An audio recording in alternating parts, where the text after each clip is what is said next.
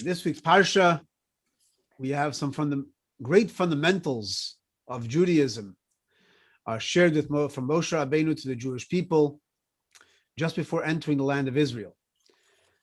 And included in this portion, in this Parsha, we have the Shema Yisrael, where Moses turns to the Jewish people and he says to them, listen, Israel, Shema Yisrael. Shema Yisrael, Adonai Eloheinu, Adonai Echad. God is our God, and God is one. We recite this every day. We recite the Shema. It's the most familiar prayer. We recite it in the morning, in the evening.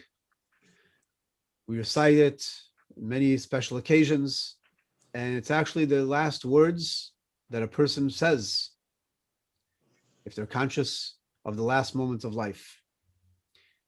It's one of the first phrases that a child learns to say, Shema Yisrael. When we say the Shema Yisrael, we put our hands over our eyes and we recite the Shema Yisrael with closed eyes. Why? Why do we close our eyes when we say the Shema? Why do we put our hands over our eyes? Concentrate on it. It's a concentration, correct. The Shema Yisrael is something we must meditate on.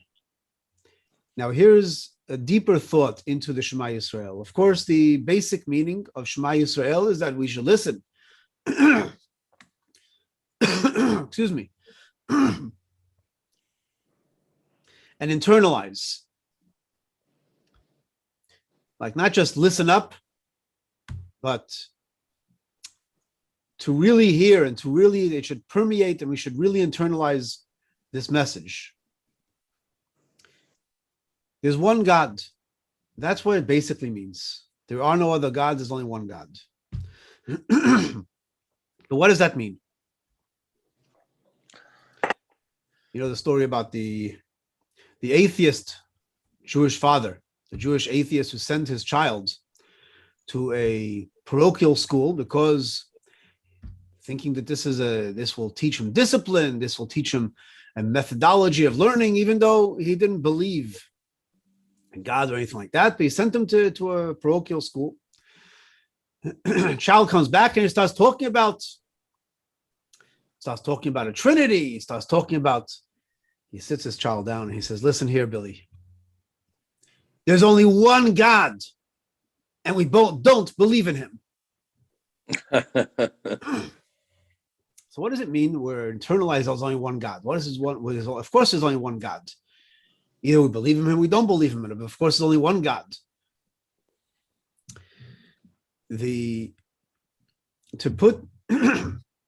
To analyze this further, the Hebrew word echad means one, but it also is the number one. Echad, shtayim, shalosh. There's another word in Hebrew which means the only one, and that's yachid.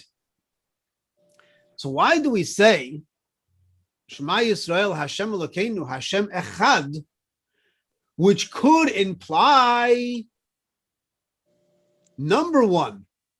And instead, we should really say Shema Yisrael, Hashem Elokeinu, Hashem Yachid is the only one.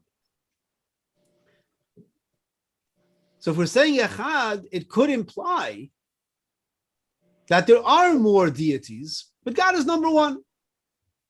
So why do we say Echad as opposed to Yachid? In the teachings of Chassidus, the Alter Rebbe points out something very deep about the Shema Yisrael. The Shema Yisrael is a deeper meditation than just there's only one God. The real meaning of the Shema Yisrael is that there is all of reality is a manifestation of God. There's nothing else outside of God. We have to reveal the godliness in all of reality. And that's the word of echad. Echad means number one, but it also means unified, oneness.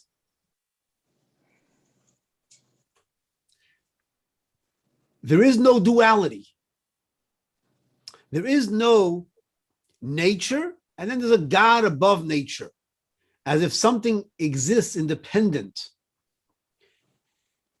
It's all a manifestation of God. And we all have God within us. So we put our hands over our eyes to take a deeper look at reality, not from an external perspective.